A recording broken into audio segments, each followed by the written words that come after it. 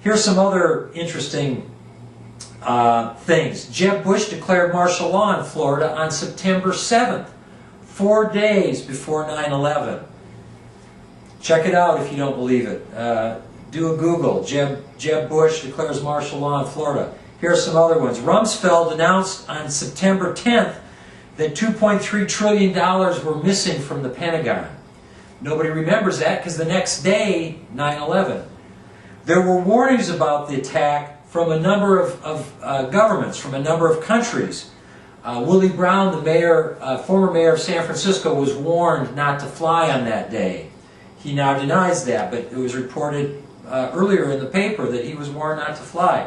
Several U.S. government officials were warned other U.S. officials were warned not to fly on 9/11.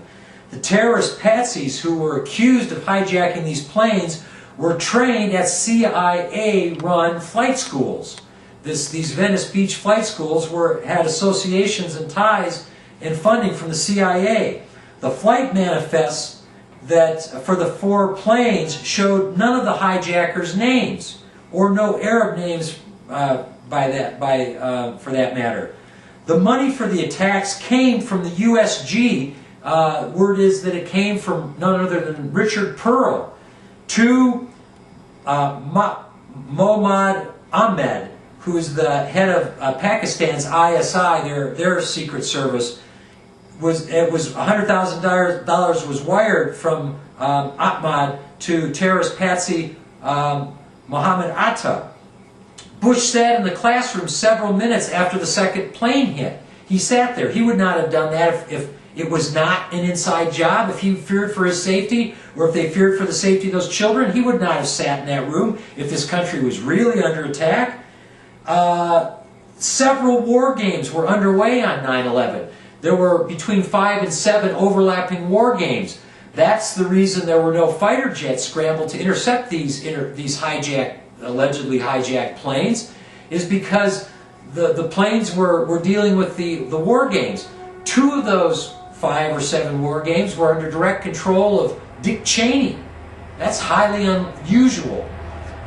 These war games one of the games they were gaming for multiple airplanes being hijacked. So they were gaming for exactly what allegedly was going on. And so the people could not distinguish between fake radar blips and real radar blips. This all thanks to Mike Rupert, who pointed this out in his book, Crossing the Rubicon. As I mentioned earlier, there were millions of dollars, hundreds of millions of dollars of put options of American and United stock. So somebody was betting on these stocks to fall. Ongoing SEC investigation documents were destroyed in the World Trade Center 7. The World Trade Center 7 was the headquarters for CIA, for SEC, and for other government offices, and all their records were destroyed. Gold bullion was missing from the World Trade Center, and possibly billions of dollars in gold bullion was missing. Larry Silverstein, the leaseholder of the World Trade Center, made several billion dollars from the 9/11 tax based on his insurance policy against terrorist attacks. And Larry Silverstein also said that Building 7 was pulled. That's demolition lingo for demolished. There was a countdown to the controlled demolition of Building 7. I heard it on the internet myself. There was 5, 4, 3, 2, 1, and then the building comes down.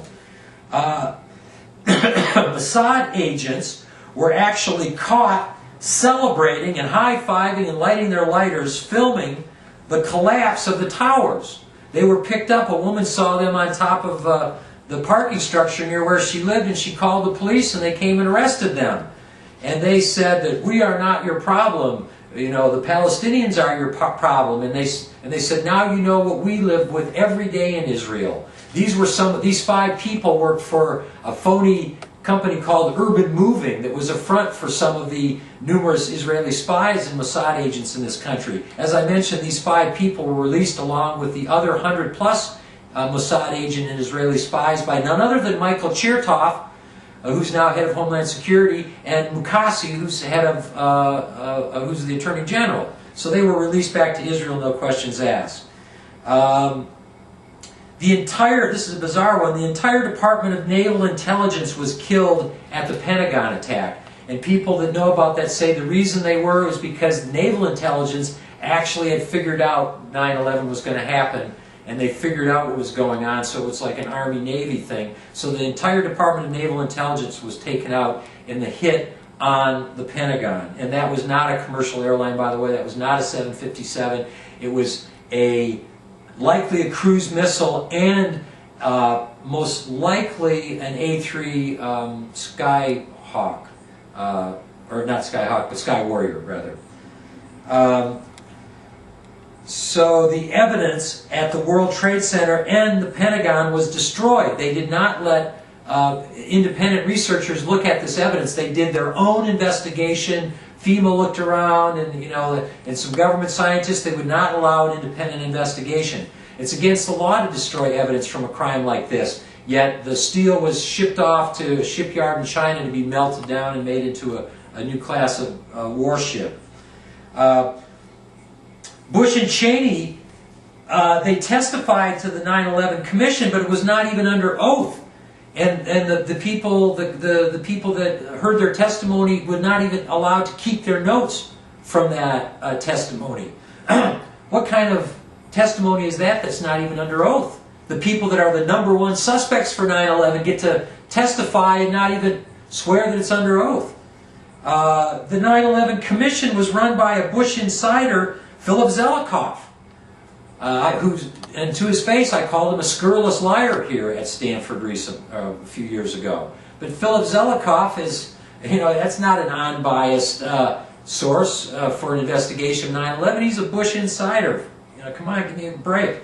The tape of bin Laden claiming responsibility for 9/11 was an obvious fake. It was supposedly found in a house in Afghanistan, but the guy on the tape is clearly not Osama bin Laden. He's much heavier, he's wearing a gold ring, his nose is much wider, he's writing with his right hand, bin Laden is left-handed, or vice versa, I think it's that way. I think he's seen writing with his left hand, or right hand, Osama is left-handed.